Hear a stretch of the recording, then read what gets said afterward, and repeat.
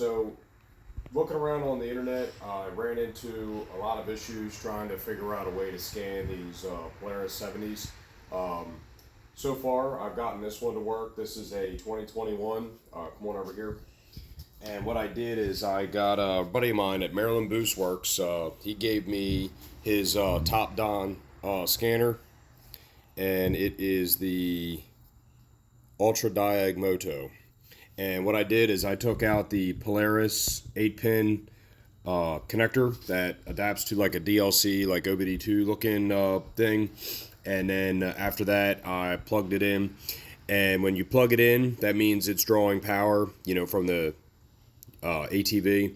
And this blue means that I have gotten access to it on the top Don here. You'll see right here, there's a VCI. That has to be green there, and this needs to be blue right there. Okay, so anyway, something I just noticed, this is actually magnetic. That's pretty cool. So it'll just kind of hang out right there. Anyway, turn the key on the machine. You don't even have to start it.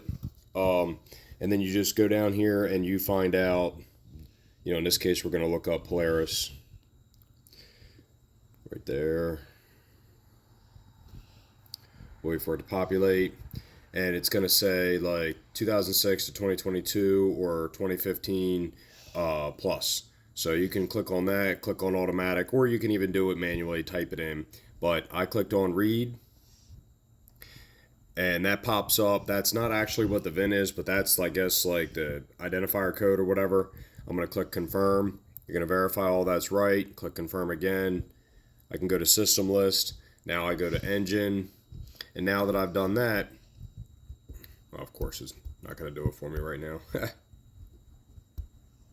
And make sure I didn't go on the wrong one. Automatic. Read. Confirm.